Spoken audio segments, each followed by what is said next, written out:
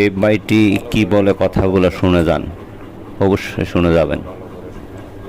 আসসালামু আলাইকুম। আগামী মাসে $30 বিলিয়ন পৌঁছাবে রিজার্ভ বাংলাদেশ ব্যাংকের গভর্নর ডক্টর মোহাম্মদ ইউনূসকে তাড়াতাড়ি নামায় দেন আপনারা, কারণ সব টাকা লুটে ফুটে ইউনূসে খাইয়া লাইছে। আরে বাঙালি রে, ভারতের প্রবঞ্চনায় সেনাবাহিনীর প্রধানকে দিয়ে ডক্টর মোহাম্মদ ইউনূসকে হুমকি ধমকি দিয়ে কোন ঠাসা করে বাংলাদেশটাকে আগের পজিশনে নেওয়ার জন্য ইন্ডিয়া ভারতের রাওয়ের চাল এটা।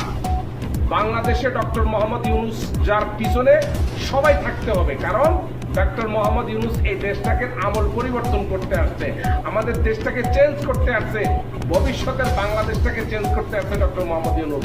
রিজার্ভের দিকে তাকাইলে 9 মাসে কোন দেশের রিজার্ভ এভাবে লাফায় উঠছে? আপনি বলেন, শেখ হাসিনা 16 বছরও কিন্তু এভাবে লাভ দেয় না রিজার্ভ, যেটা 9 মাসে দিয়েছে। তাই বলবো, ডক্টর মোহাম্মদ ইউনূসের পাশে থাকুন, ওনাকে সুযোগ দিন।